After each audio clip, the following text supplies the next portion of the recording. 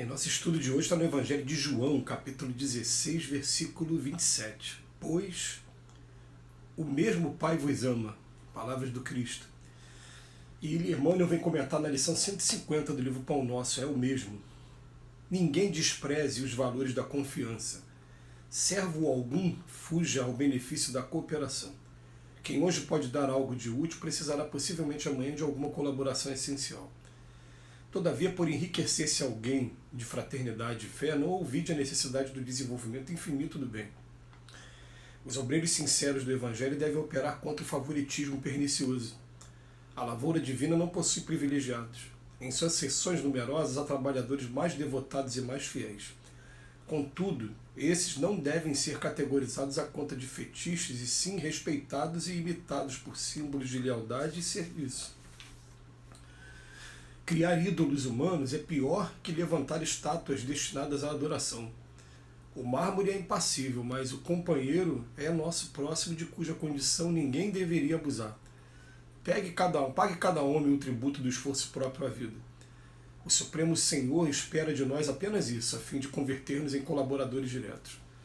O próprio Cristo afirmou que o mesmo Pai que o distingue ama igualmente a humanidade. O Deus que inspira o médico é o que ampara o doente. Não importa que asiáticos e europeus o designem por sobrenomes diferentes. Invariavelmente é o mesmo Pai.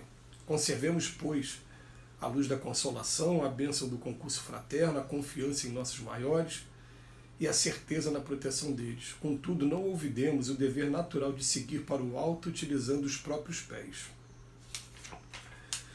Muito interessante também, mais uma vez, a maneira como Jesus vem tratar o tema para a gente dizer, ó, é o mesmo Pai, é o Pai que nos ama, é o mesmo. Porque é interessante, né? a gente vê no século XXI, se a gente fosse parar para analisar quando começou o movimento do judaísmo, seria até compreensível. Quanto mais atrás na história, mais ainda egoísmo, mais materialismo ainda presente no coração dos homens. Então, dentro de uma cultura que era totalmente politeísta no mundo todo, aparece uma que é monoteísta, que é de Moisés, e as pessoas costumavam falar assim, o meu Deus, como se ele tivesse um Deus exclusivo. Isso é até compreensível para a época. Agora, hoje você querer dizer que tem um Deus exclusivo dentro da sua religião, só porque você está professando essa ou aquela religião, é a mesma coisa que você pegar uma palavra, seus vários significados em outras línguas, né? Por exemplo, você vai pegar a palavra amor, em inglês é love, em francês é amour. Aí você vai falar, o que eu sinto não é amor, não é love. O que você está querendo dizer com isso? Amor e love são a mesma coisa, só está em língua diferente. Então não, o meu Deus é o Brahma, o meu Deus é o Alá, o meu Deus é Jeová. O que você está querendo dizer com isso? O Pai é um só, o Pai ama todo mundo.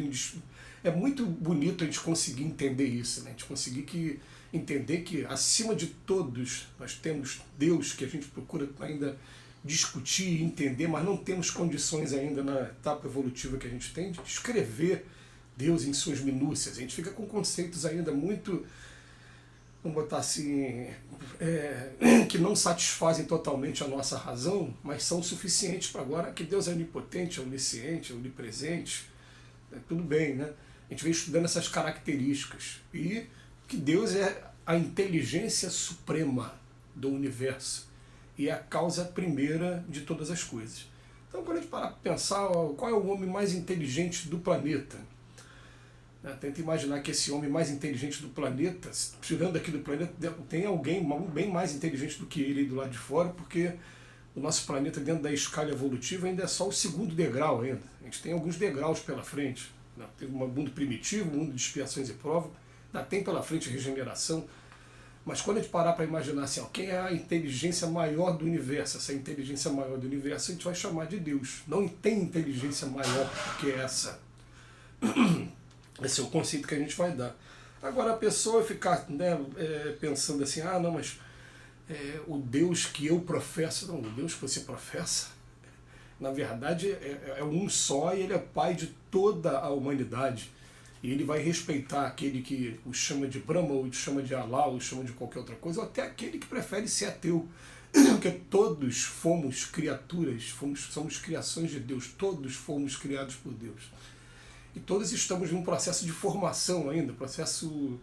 Eu gosto de usar essa palavra, formação em espírito. Tenta imaginar que você vai fazer uma faculdade para se formar em espírito mesmo. Eu sei que espírito nós somos, mas formação para chegar, quando eu falo em formação, é chegar ao espírito perfeito. Então nós estamos cada um no degrau evolutivo, caminhando aos poucos, desenvolvendo aos poucos.